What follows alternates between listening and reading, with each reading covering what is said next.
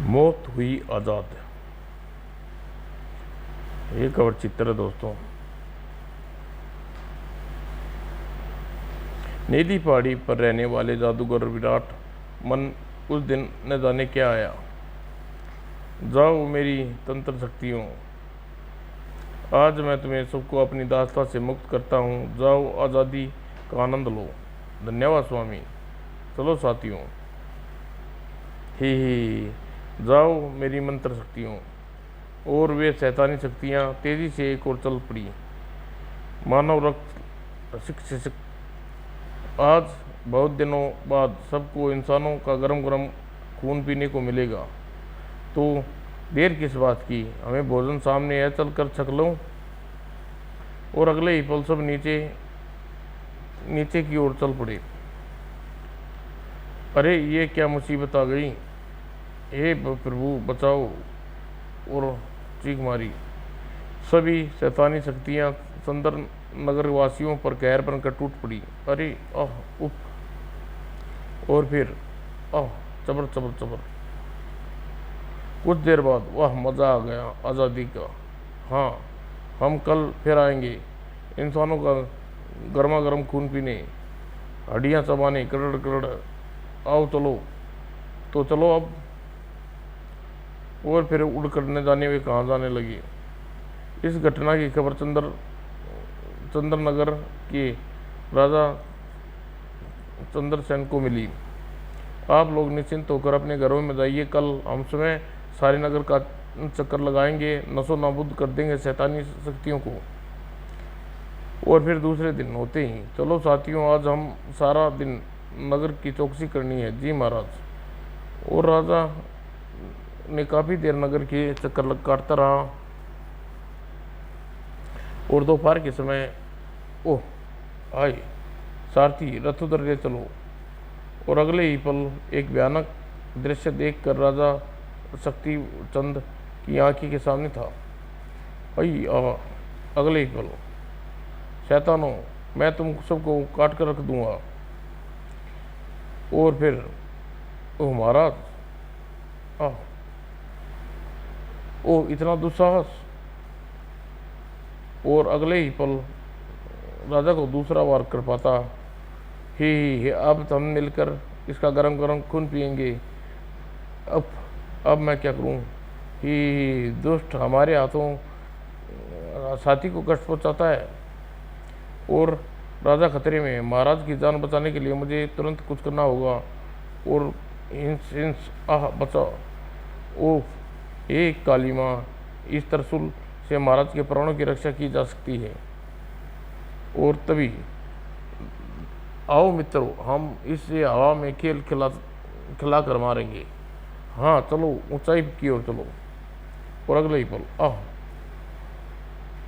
अभी अभी चगाता हूँ इसे मज़ा। महाराज जल्दी चमगादड़ी की गर्दन से त्रिशूल निकाल लीजिए। और फिर राजा ने तेजी से चमगादड़ी की ओर बढ़ा। और उधर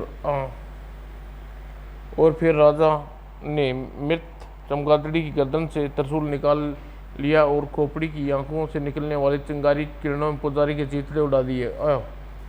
और अगले ही पल दोस्त, अब तू भी जिंदा नहीं बचेगा, ले संभाल अपनी मौत। अरे बाप रे, अब तो भागना ही में बुलाई है।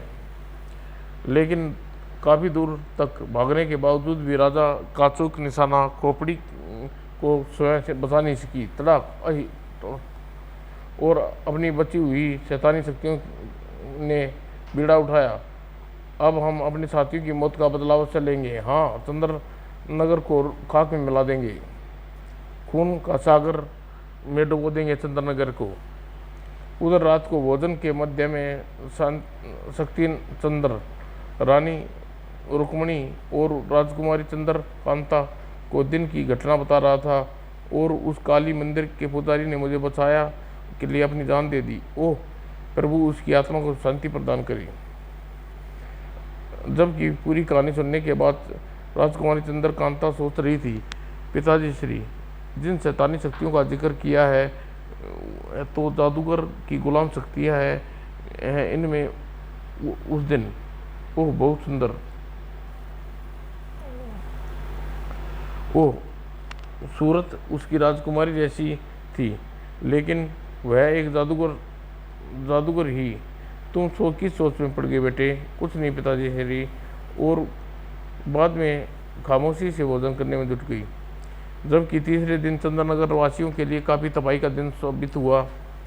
आह, उधर अजगर चंद कहर बना दिया। आह, तड़ाक, उफ नहीं, अरे ये क्या ही हो, ये तो चमगादड़ी काली खोपड़ी की मौत का बदला। आह, उधर अचानक असंख्य तीर अजगर अजगर चंद और कंकाल की ओर बढ़ पड़े, और लेकिन तीरों ने उनका कुछ न बिगाड़ा। अरे मूर्ख राजा, अब तू जिंदा नहीं बचेगा। कहने के साथ ही उस पर कंकाल विकराल मुंह निकाल कर एक चट्टान राजा शक्तिचंद की ओर बढ़ी। तभी घोड़े पर जादूगर विराट राजा को अपनी बाहों में समेटा और निकल पड़ा, और अगले ही पल राजा द्वारा छोड़े गए स्थान पर गिरकर चट्टान टुकड़े टुकड़े हो गई। लेकिन उस चट्टान के टुकड़े जा टकराए राजा के सिर पर। तभी दूसरा कंकाल वहां पहुंचा और जादूगर को देखकर चौंका। स्वामी, ओह, यह तो बेहोश हो गई। अजगर चंद मंद, यह क्या हो रहा है? विनाश की लीला। स्वामी, इस नगर में हमारे 2 साथियों को मारे हैं। हमें कसम खाई है कि इस नगर को शमशान बना देंगे। खामोश। अच्छा होगा कि तुम यहाँ से चले जाओ, वरना क्या स्वामी? स्वामी, आप हमें आज़ाद कर चुके हैं और अब हम वही करेंगे जो हमारा दिल करता है ही। उप, और तुम हमारा कुछ नहीं बिगाड़ सकते ही। उप, गलती होगी, मैंने तुम्हें आज़ाद करके इन्हें नष्ट कर देता तो अच्छा होता। और शैतानी शक्तियों और जादूगर के बीच चल रहे वार्तालाप को सुनकर वहां मौजूद जादूगर महाकाल की आंखों में एकाक भयानक रूप से चमक उठी। तो इसका मतलब विराट अपनी सारी तांत्रिक शक्तियों को आज़ाद कर चुका है। वाह, यह मौका है उसकी शक्तियों को अपने हाथ में कर दुनिया का सबसे शक्तिशाली जादूगर बनने का। और जबकि फिलहाल तो हम जा रहे हैं स्वामी, लेकिन कल फिर आएंगे ही। परंतु तुम हमारे रास्ते से आने की भूल मत कर, वरना ही। और व्यवस्था अपने होठ चबाता हुआ जादूगर विराट चेतना को झटका लगा। सैनिक को गिरफ्तार कर लो इसे। उधर राजकुमारी चंद्रकांता, वो राजकुमारी चंद्रकांता आ गई। अब मुझे यहाँ से निकल लेना चाहिए। लेकिन राजकुमारी जी, मेरा कसूर क्या है? फांसी पर चढ़ाने से पहले तुम्हें तुम्हारा कसूर भी बता दिया जाएगा। सैनिकों ले चलो इसे। और फिर राजा शक्ति सिंह को होश आया। शुक्र है ईश्वर का, उन्हें जल्दी होश आ गया। महामंत्री जी, वह कहाँ है जिसने मुझे मौत के मुंह से जाने से बचाया? तब उत्तर दिया राजकुमारी चंद्रकांता ने, पिताजी, आपके प्राण किसने बचाए यह तो मैं नहीं जानती, लेकिन मैं उस दुष्ट जादूगर को बंदी बना लाई हूँ जिसने गुलाम शक्तियाँ आज 4 दिन से नगर में आतंक मचा रखा है। चलो, मैं उस दुष्ट को देखना चाहता हूँ। यही है दुष्ट पिताजी हूँ। महाराज, मैं निर्दोष हूँ। वे शक्तियाँ आज से 4 दिन पहले तक मेरी गुलाम अवश्य थी। खामोश। तेरे जैसे दुष्ट को कभी क्षमा नहीं किया जा सकता। कल सुबह नगर के चौराहे पर तुम्हें अपने हाथों से सिर कलम कर देंगे। कहने के साथ राजा पलटा। ओह, काश सजा देने से पहले महाराज मेरी पूरी बात सुन लेते। उधर काली पहाड़ी पर एक गुफा में जादूगर महाकाल यांग यांग चिलमिल चुट्टी चिट्टी, और उसका मंत्र पूरा करने के बाद वह जलते हुए कुंड में एक उल्लू की बलि दी। और अगले ही पल अग्नि में एक भयानक चक्रवात शुरू हुआ। जाओ, मेरा कार्य संपूर्ण करके जल्दी वापस आओ। और इस पर चक्रवात गुफा से बाहर निकल गया। हाँ, अब थोड़ी देर बाद विराट की बची हुई तीनों शक्तियाँ ही और एक पेड़ पर डाल पर बेफिक्र के नींद सोई पड़ी शैतानी शक्तियाँ और सिर दी घेरा चक्रवात रे। और उड़ा कर ले गई काली गुफा की पहाड़ी की ओर। लगता है अब हमारी आज़ादी के दिन पूरे हो चुके हैं। और कुछ देर बाद, हमें आपकी दास्तान स्वीकार है, आप महान है स्वामी। अगले दिन सुबह चंद्रनगर के निवासी बड़ी तादाद में मुख्य चौराहे पर एकत्र थे। यही है वह हत्यारा, देखो इसकी सूरत से कितना मासूम लगता है यह दोस्त। और राजा चंद्रकांत ने तलवार निकालकर विराट की ओर बढ़ा। आज तेरी मौत निश्चिंत है, मारो दोस्त को। तभी आह किया किया किया आह, और सभी की निगाहें उठी। हा हा हा, ओह महाकाल, अरे ये तो वही दुष्ट है। देख विराट, अब तेरी समस्त तंत्र शक्तियाँ मेरी गुलाम है। साथ नीली पहाड़ी वाली महल पर मेरा कब्जा भी हो चुका है ही। हाँ, अब मेरे कटे कबूतरों को तूने राजकुमारी चंद्रकांता मुझसे दुश्मनी मोल ली थी ना, अब तेरे सामने इसे उठाकर महल में ले जाऊंगा। यह रहा, मैं यदि बहादुर हो तो आकर छुटा लेना। हाँ हाँ, बचाओ बेटी। ओह फिर इसमें पहले की राजकुमारी अपना कोई बचाव कर पाती। बचाओ बेटी, छोड़ दे दुष्ट राजकुमारी को। सैनिकों हमला करो। तुरंत सैनिक हरकत में आ गई। हाँ, मेरी सवारी को देखते हुए तुम्हारा कोई अस्त्र शस्त्र मुझ पर नहीं पहुंच सकता। और तीर और भाले भयानक जीव के पेट से धकती आग में जलकर पल भर में गल गई और तब बनकर तैयार हुआ मौत का गोला और नीचे गिरकर सैकड़ों सैनिकों को मौत का कारण बन गया। आह हा हा, आज कितना विवश हूँ। राजा शक्तिचंद्र, यदि तूने हमें रोकने की कोशिश की तो घाटे में ही रहेगी। हो वाह। और फिर राजा के कहने पर किसी ने उसे रोकने की कोशिश नहीं की। शैतान रास्ता कर लगाता हुआ वहाँ से चला गया। हैया। तब राजा शक्तिचंद्र ने विराट के बंधन खोलते हुए बोला, ओह सिर दी सब की नज़रों में ओंधल हो गई। यूँ उस शैतान जादूगर की बातें सुनने के बाद मुझे विश्वास हो गया तुम निर्दोष हो।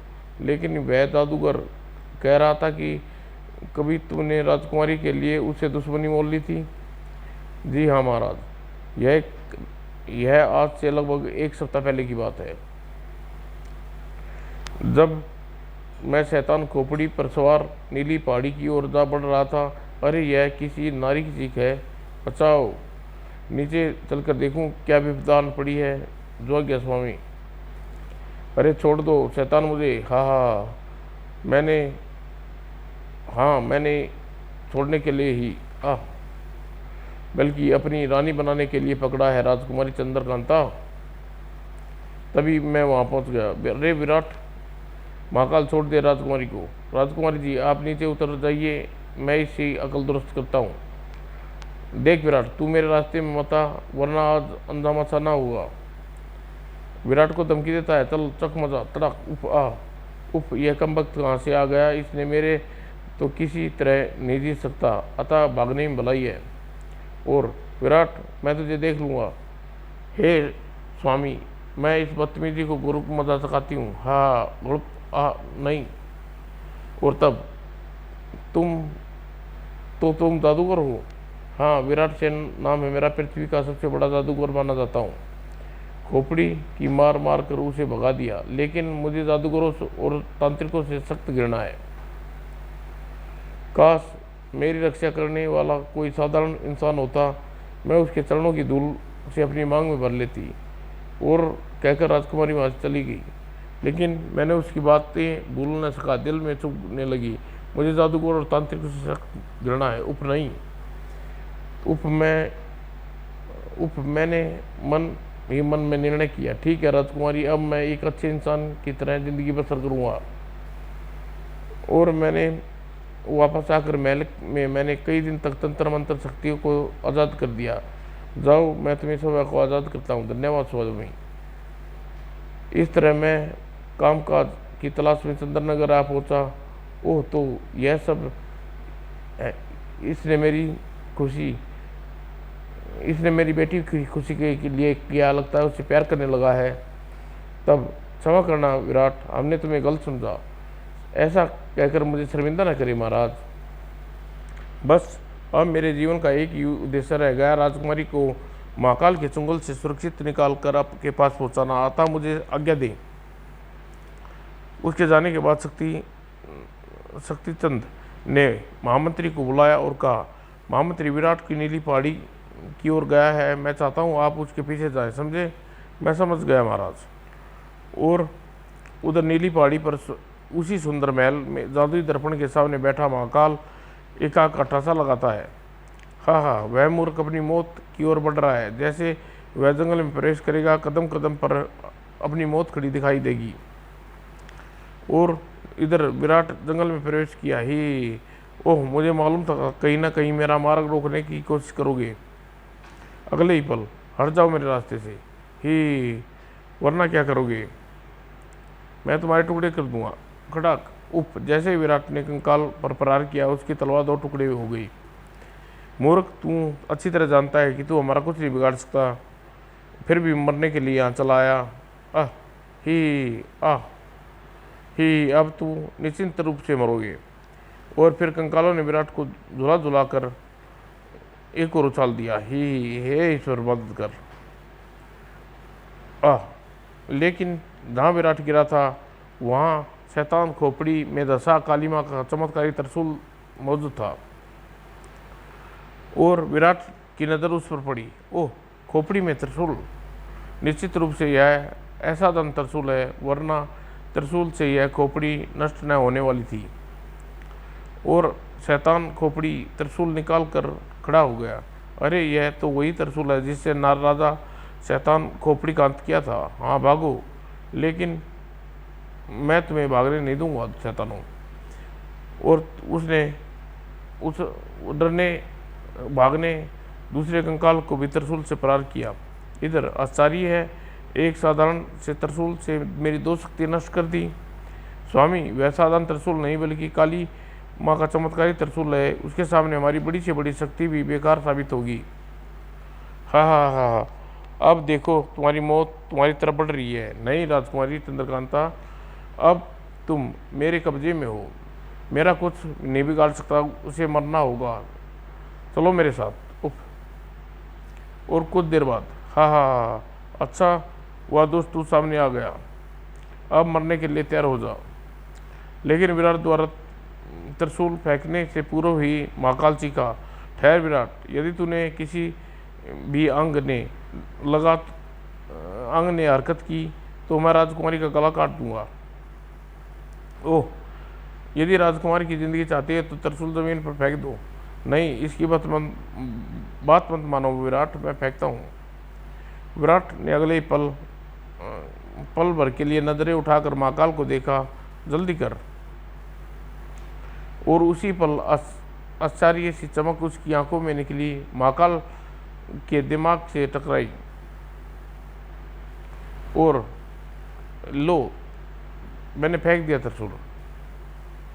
हाँ, अब तू मेरे हाथों मरने के लिए कोई नहीं बचा सकता। धरती पर पहुंच महाकाल जीव उतर कर त्रिशूल उठाने के लिए झुका, लेकिन अगले ही पल बुरी तरह से बौखला गया। अरे, यह त्रिशूल मेरे हाथ क्यों नहीं आ रहा?